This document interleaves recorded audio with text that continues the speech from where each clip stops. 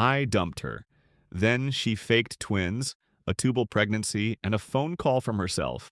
I broke up with the girl on a Monday, but me being me, I tried to stay friends with her.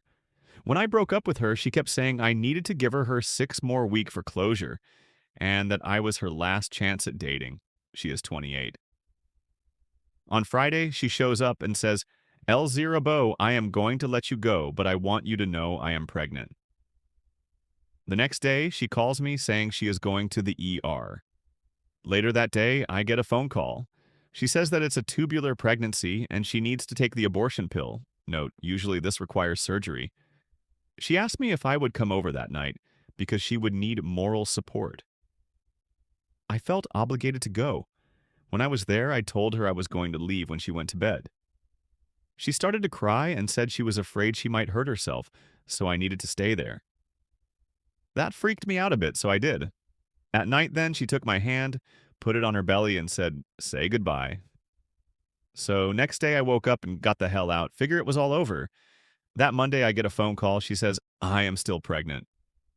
Apparently, according to her, she had had twins, and the one had survived.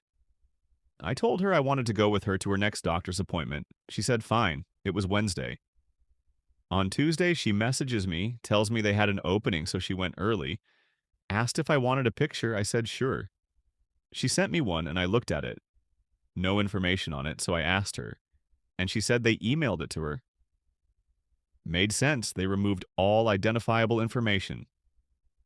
2 days later, a friend with better Google FU than me took that picture and found it online, under someone else's name.